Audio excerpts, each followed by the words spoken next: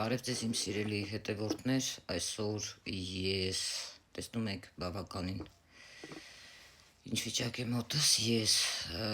խելքի չեմ գալիս դեռ այդ դեպքերից հետո, բայց մի փոքր ծվրվելու համար այսօր ես որոշեցի բավականին հետաքրքիր թեմայից խոսել, որովհետև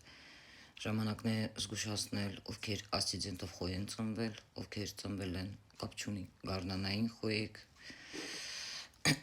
արևը խոյում, արևը լուսնում, պատրաստվեք։ Նույնը ձկներին է վերաբերվում, որովհետև ձեր առաջի տունն է մտնում խոյ նշան, ուր է ջրհոսը, այսինքն դա Սատուրն է, ինչ է նշանակում սա, որ կարդինալ ձեր կյանքը փոխվելու է գլխի վայր։ Ասցիդենտներով խոյի մոտ, ում մոտ որ գործերը դեպի լավն են գնում, դուք ունեք ձեր բիզնեսը եւ այլ, հունիսից սկսած կարգի բերեք ձեր փաստաթղթերը, եթե այստեղ շատ բաներ են լինելու, կարդինալ պետք է ամեն ինչ փոխվի։ Շատերի աչքերը խոյերի կարող են բացվել, Նեպտունը ձեզ կտա լավ հնարավորություն, որպեսզի դուք կարողանաք ճիշտ ընկալել, շատերի մոտ կարող են բացվել տարբեր տեսակի տաղանդներ, որոնք իրոք կարդինալ փոխելու են ձեր կյանքը։ Ես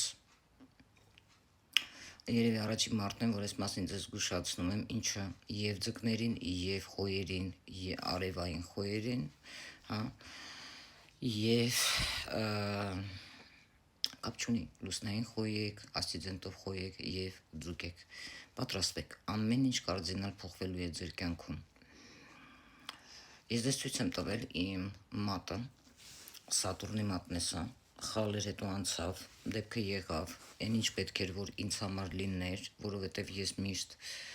եղել եմ արդարության կողմնակից, իմ սրտով ինձ տալիս է արարիչը, ինչի համար շնորհակալ եմ, որովհետև ես ինքս ասցիդենտով խոյ եմ, Սատուրնը կամ վարձատրում է, կամ պատժում,